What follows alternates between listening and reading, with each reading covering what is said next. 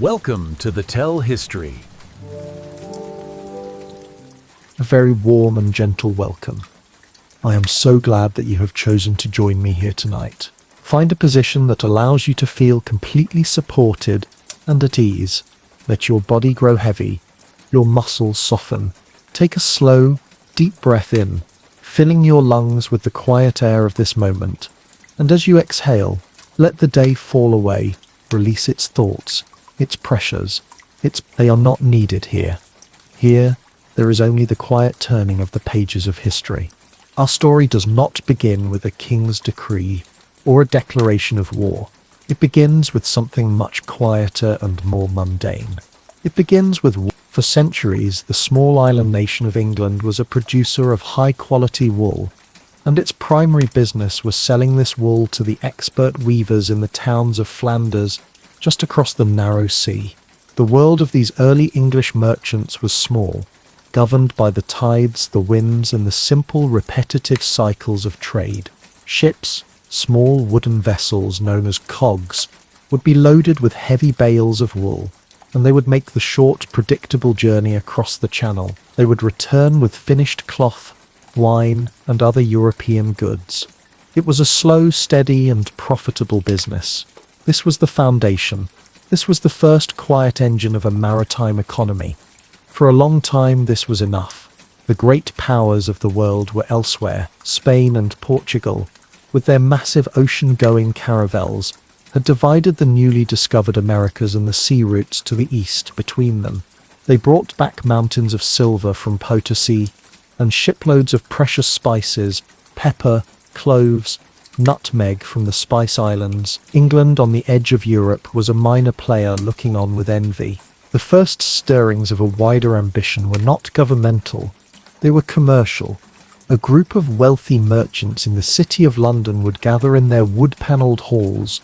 They would look at their ledgers, at the profits from the wool trade, and they would look at the incredible wealth coming into the ports of Lisbon and Seville, and they would begin to ask a simple question: why not us?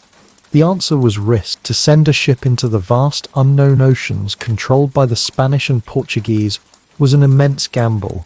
The ships could be lost to storms, to disease, or to enemy cannons. And so, these merchants developed a new tool, the joint stock company. Instead of one man risking his entire fortune on a single voyage, 100 men could each invest a small amount. The risk was shared. The potential profits were also shared, but the potential for ruin was greatly diminished. This boring financial innovation was the key that unlocked the world. The first of these great companies was the Muscovy Company, chartered to trade with Russia. Then came the Levant Company, to trade with the Ottoman Empire. These were cautious first steps, but the real prize lay to the east. The spices of the Indies were worth more than their weight in gold, and so, on the very last day of the year 1600, a new company received its royal charter from Queen Elizabeth I. It was called the Governor Company of Merchants of London Trading into the East Indies. We know it simply as the East India Company. The goal of these early voyagers was simple: to fill the ship's hold with pepper. Pepper was the most sought-after spice, and the profits were immense. A single successful voyage could make an investor's fortune. To make this trade more reliable, the company needed a permanent presence in the East. They needed a place to store their goods, to repair their ships, and for their agents to live. They established what they called factories. These were not places of manufacturing.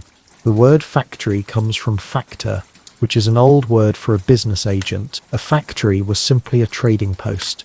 Imagine a typical early factory in a place like Surat in India. It was a walled compound, leased from the local ruler. Inside there was a large warehouse for storing cloth and spices. There was a house for the company's agent, the factor. There was a small barracks for a handful of guards, and a chapel. The life of the company agent was one of immense isolation and boredom. He was thousands of miles from home, surrounded by a culture he barely understood. His job was to negotiate with local merchants, to inspect the quality of the pepper and the cotton cloth, and to keep meticulous records in a heavy leather-bound ledger. He would record every transaction, the purchase of so many bales of cotton, the sale of so many bars of iron, the wages paid to the local workers. These ledgers, filled with neat spidery handwriting, were the real foundation of the empire. They were the slow, patient and boring accumulation of commercial data, the lifeblood of the company. For over a century, this was the model. The East India Company was a trading concern, one of many European companies competing for a share of the lucrative trade in India and the East Indies.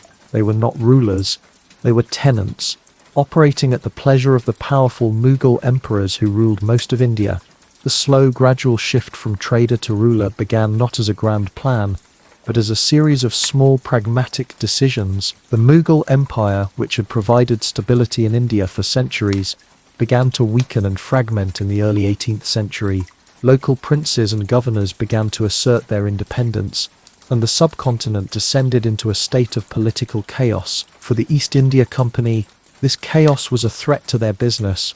Their trading posts became vulnerable, their supply chains were disrupted, and so they began to take small steps to protect their commercial interests. They started by hiring more local soldiers, known as sepoys, to guard their factories. They strengthened the walls of their compounds. The boring but essential reality of these colonies was their connection to the wider Atlantic world. A complex system of trade developed, often called the triangular trade. Ships would leave England carrying manufactured goods, cloth, tools, guns. They would sail to the coast of West Africa, where these goods would be traded for enslaved Africans. The ships, now filled with human cargo, would endure the horrific Middle Passage to the Americas. There the slaves would be sold and the ships would be loaded with the products of their labor: sugar, tobacco, and cotton.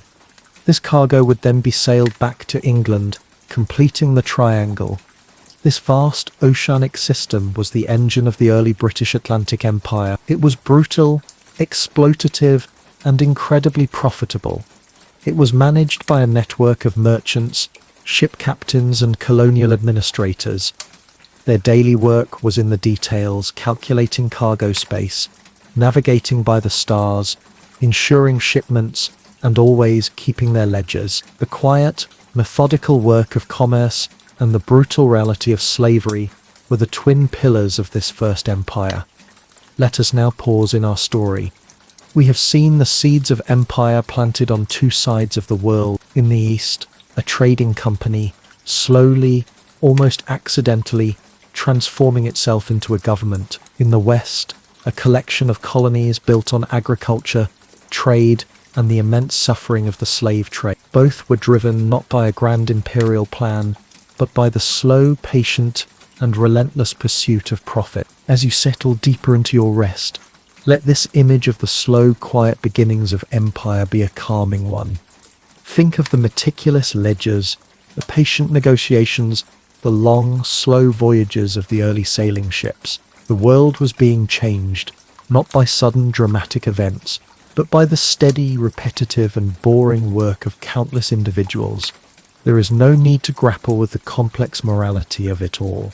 Simply observe it as a historical process, as a slow tide rising. Let the gentle, monotonous rhythm of this story be your guide. Let it quiet the sharp edges of your own day. Let it be a steady, soothing presence as you drift further and further into a deep and peaceful sleep. The late 18th and early 19th centuries marked a period of profound transformation and stress for this growing, yet still disjointed, empire. Two major events would reshape it entirely: the loss of the American colonies and the rise of the Industrial Revolution in Britain itself. The story of the American Revolution is often told as a story of high ideals and dramatic battles, but at its heart, it was also a story of boring administration and economics. The British government, deeply in debt after a long and costly war with France, looked to its prosperous American colonies as a new source of revenue. They imposed a series of taxes on sugar, on legal documents, on tea. For the colonists, who had for decades been accustomed to a large degree of self-government, this was an infuriating intrusion. But the conflict played out not just in protests and speeches, but in the mundane world of customs houses and ledgers. Imagine a British customs official in the port of Boston. His job is to inspect incoming ships, to check their cargo manifests against the new tax laws, and to collect the duties.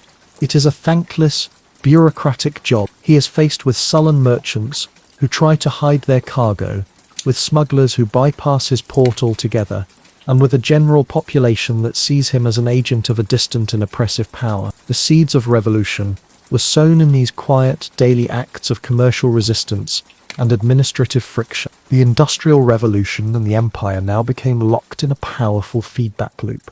The factories of Manchester needed raw materials from the colonies. The factories produced cheap, mass-produced goods, and the colonies in turn became the captive markets for these goods. The East India Company's role in India shifted once again. It was no longer just about acquiring Indian spices and textiles to sell in Europe. It was now about transforming India into a market for British textiles. The fine, hand-woven cottons of Bengal, which had been prized around the world for centuries, could not compete with the sheer volume and low price of the cloth being produced by the machines of Lancashire. The Indian textile industry was slowly and systematically dismantled. India, once a great producer, was transformed into a consumer of British goods and a supplier of raw materials like cotton and indigo. The daily life of the empire was now the life of the steam engine. Imagine the port of London in the mid-19th century. It is a forest of masts, but increasingly the tall, elegant masts of sailing ships are joined by the squat black smokestacks of steamships. The air is thick with the smell of coal smoke. These new ships are not beholden to the wind. They can keep to a schedule. They are faster, more reliable. They are the arteries of a new industrialized empire. The journey to India, which once took the better part of a year, can now be completed in a matter of months. The opening of the Suez Canal, a boring but monumental feat of engineering, shortens the journey even further. The world is shrinking. The administration of the empire also becomes more professionalized, more bureaucratic. After a massive and brutal rebellion of its own sepoys in 1857, the East India Company is dissolved. The British government takes direct control of India. This period is known as the British Raj. The ideal of the Raj was not conquest, but efficient, impartial, and scientific administration. A new kind of civil servant was created. Young men, selected through rigorous competitive examinations, were sent out to India to govern. Imagine a district collector in the Punjab during the height of the Raj. He is a man of immense local power. He is the tax collector, the magistrate, the chief of police, but his life is one of routine and paperwork. His day is spent in his office, a dusty room with slowly turning ceiling fans. He reviews reports from his subordinates. He dictates letters and memoranda to his clerks. He studies detailed survey maps of his district. He is obsessed with data, with crop yields, with rainfall statistics, with population figures. His great project might be the construction of a new irrigation canal. This is not a glorious act of war. It is a complex engineering and administrative task. It involves surveying the land, calculating gradients, requisitioning materials, and managing a large workforce. It is a slow, methodical, and boring project, but its impact is profound. The canal might transform a dry region into fertile farmland, preventing famine and increasing the tax revenue. This was the work of the empire at its most confident. The application of science, engineering, and methodical administration to manage and improve a vast and complex society. This model was replicated across the globe. As Britain's industrial and naval power grew, its empire expanded. It was an expansion driven by a mixture of motives: strategic, commercial, and increasingly a sense of moral duty. This was the era of the white man's burden, the belief that it was the duty of the British to bring civilization, Christianity, and commerce to the uncivilized parts of the world. This led to the scramble for Africa in the late 19th century. European powers carved up the African continent among themselves. Britain acquired vast territories, from Egypt in the north to South Africa in the south. The process of establishing control was often brutal. but the process of maintaining control was, once again, administrative. Imagine a colonial officer at a remote outpost in what is now Kenya. He lives in a tin-roofed bungalow. His job is to enforce British law, to collect a hut tax from the local tribes, and to encourage the cultivation of cash crops like coffee or tea. He is assisted by a handful of local policemen. He holds court under a large tree, settling disputes. He sends long, detailed reports back to his superiors in Nairobi. His life is one of routine, of isolation, and of trying to impose a European system of order on a society that has its own ancient and complex traditions. He is another small, essential cog in the vast, quiet machine of imperial administration. The empire at its zenith, upon which the sun famously never set, was a breathtakingly complex global system. It was connected by the steamship and the telegraph. A message could be sent from London and received in Calcutta in a matter of hours. It was a system of trade, of finance, of administration, and of migration.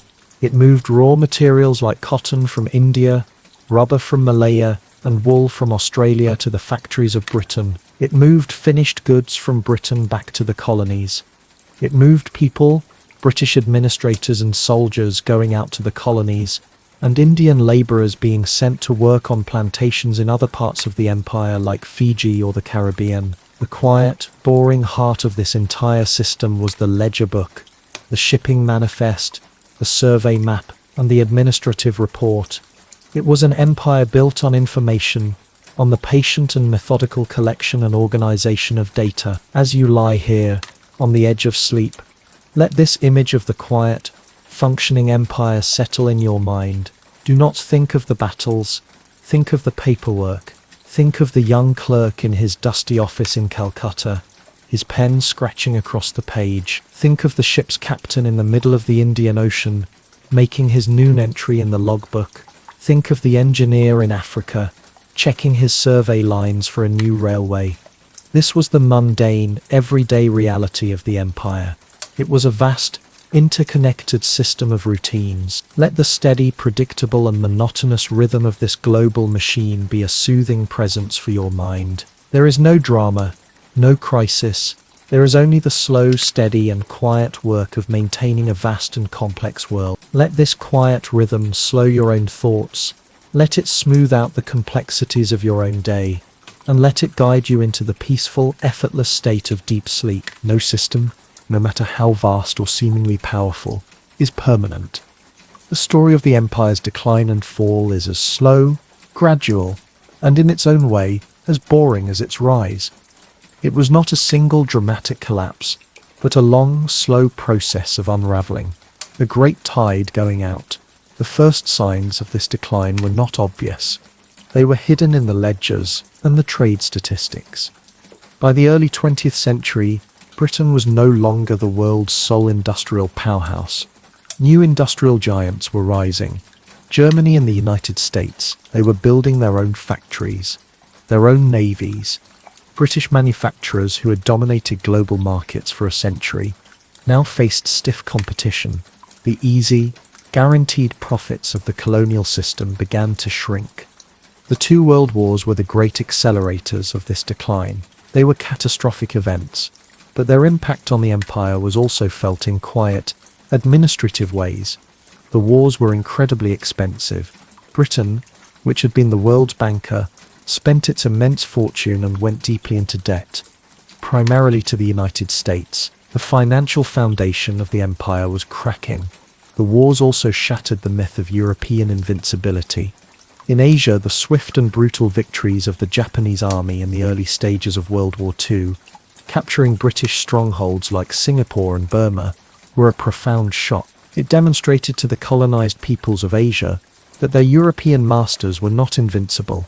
And within the colonies themselves, a slow and patient change had been happening for decades. The British, in their effort to create an efficient administration, had also created a new class of educated locals. They had established schools and universities in places like India to train the clerks, lawyers and junior administrators needed to run the Raj. But in educating this class, they had also exposed them to British ideas of liberty, of democracy, of self-determination. Imagine a young Indian lawyer in the 1920s. He has been educated at a British-style university. He has read Shakespeare and John Stuart Mill. He understands the principles of British law and parliamentary democracy better than many of the British administrators themselves. He looks at his own country, ruled by a foreign power, and he begins to apply those very British ideas to his own situation. He begins to ask a simple, powerful question. Why should the principles of liberty and self-government apply in Britain, but not in India? This new, educated elite became the leaders of the nationalist movements. Men like Mahatma Gandhi and Jawaharlal Nehru in India and Kwame Nkrumah in Ghana. Their struggle for independence was often a story of high drama, of protests, of imprisonment, but it was also a story of boring, patient political organization. It was a story of writing pamphlets, of organizing local committees, of holding meetings in dusty village halls. It was a slow, methodical process of building a political alternative to the British Raj. The British response to these movements was often conflicted. On one hand, there was a desire to hold on to the empire. On the other, there was a growing recognition, especially after the immense strain of World War II, that the cost of maintaining it was becoming unsustainable, both financially and morally. The process of decolonization, when it came, was a vast, complex, and often messy administrative task. The most significant event was the granting of independence to India in 1947. This was the jewel in the crown of the empire, and its departure signalled the end of the imperial project. Imagine a British civil servant in Delhi in the months leading up to independence. His job is not one of glorious farewells, it is one of immense, mind-numbing paperwork. He is part of a committee tasked with dividing the assets of the British Raj between the two new nations of India and Pakistan. His days are spent in long, tedious meetings. The agenda is filled with boring but essential details. How do you divide the army? Which regiments will go to India and which to Pakistan? How do you divide the railway system? The rolling stock? The tracks? How do you divide the civil service itself? The archives, the libraries, the treasury. He and his Indian counterparts pore over maps and lists and inventories. They argue over the division of everything, from warships down to paperclips and inkwells. It is a slow, frustrating, and deeply unglamorous process. It is the dismantling of a vast bureaucratic machine, piece by painstaking piece, and this administrative process was tragically mirrored on the ground by the brutal and violent partition of the subcontinent, a human catastrophe that was a direct consequence of the lines drawn on the maps in those quiet Delhi offices. But for our purposes tonight, the story of its rise and fall is a story of slow, gradual, and impersonal forces. It is a story of the quiet, methodical work of merchants, clerks, engineers, and administrators. It is a story of how a vast and complex system can be built, piece by piece, through patient, repetitive action. And it is a story of how that same system can be just as slowly and methodically unraveled and taken apart. As our journey comes to its end, let this sense of a long, slow, and inevitable cycle be a source of deep calm. Think of the empire as a great, slow breath, an inhalation of power, of trade, of influence that lasted for centuries, and then a long, slow exhalation, a release, a letting go. There is no need to analyze, no need to judge. Simply observe the quiet, boring mechanics of history. The rise and fall of great systems is a natural rhythm, like the turning of the seasons or the coming and going of the tide. Let this vast impersonal story dwarf the small worries of your own day. Let the immense timescale of this narrative provide a sense of perspective. The pressures and deadlines of your own life are but a fleeting moment compared to the slow, grinding centuries of history. Allow your mind to let go of its own small administrative tasks, its own personal ledgers of worry and concern. The great historical machine has run its course and fallen silent, and now your own mind can fall silent too. Let the quiet of the archives, the dust of history, The piece of a story concluded.